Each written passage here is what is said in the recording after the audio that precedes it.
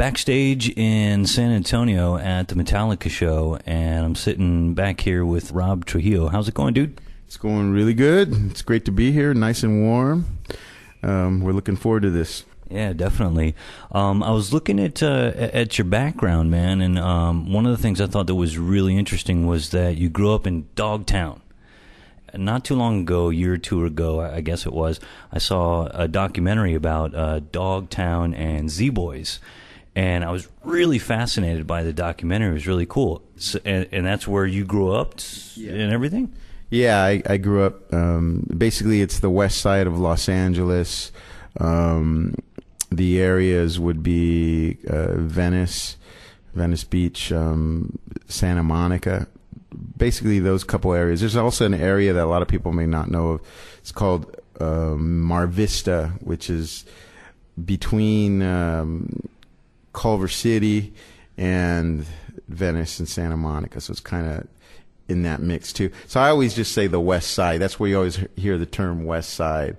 And it was where the kind of the concrete jungle meets the ocean, and very, very interesting, sometimes strange environment, surf kind of gang culture. But I grew up skating. I grew up skating, doing a lot of street skating, and I went to some of the parks that I'm sure were mentioned in the film, in the documentary. I started learning to surf when I was about 15, and I caught my first wave ever at Venice Beach, actually, where a lot of that stuff took place.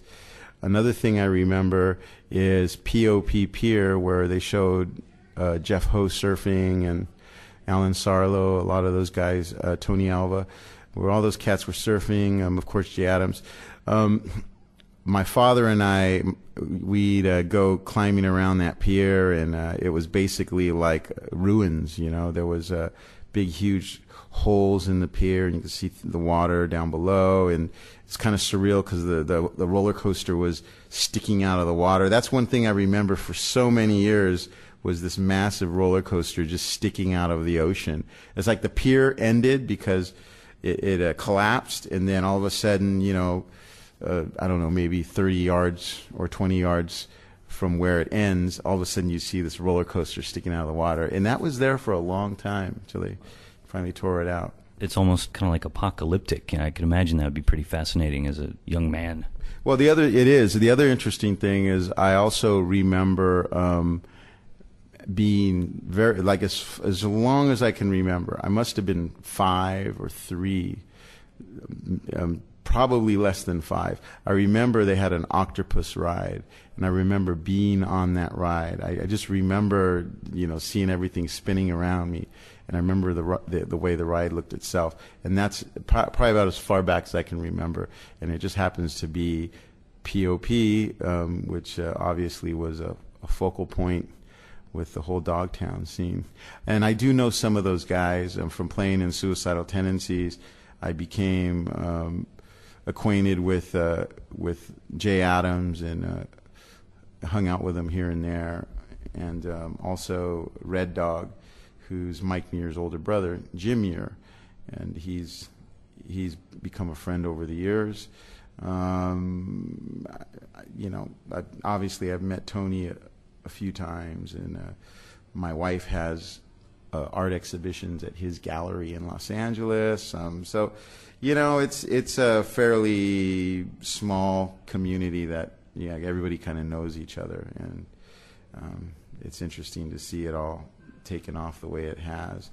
Speaking of Suicidal Tendencies, I saw you perform with Suicidal Tendencies summer of '94. You did the Summer Shred Tour, and that was with Suicidal Tendencies and Metallica.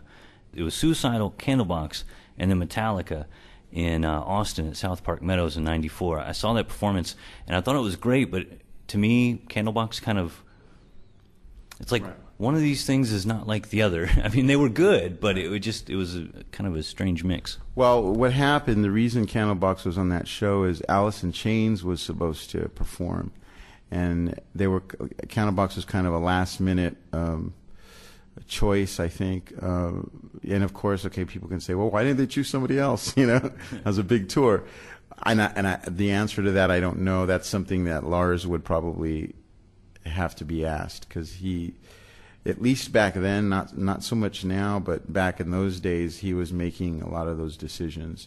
So the good thing is we were out there playing, and we got to tour with Metallica for actually about a year. I mean, we spent time with Metallica in '93 in Europe, and that was fun. And then we obviously did it was actually the Summer Sheds tour. Oh, yeah, the Sheds, and we were out with them in '94. Now, the interesting thing to that was when we played Los Angeles, we were adamant about playing second because the band hadn't performed in Los Angeles in many, many years. This is Suicidal Tendencies I'm talking about. And Candlebox was playing the second slot because I guess they had sold more records. But the audience was like, you know, expecting a second. So we were like, okay, well, we'll open for Candlebox. And I feel sorry for Candlebox because they took quite a beating that afternoon. And deservingly so. Nice guys, but you got to pay your dues.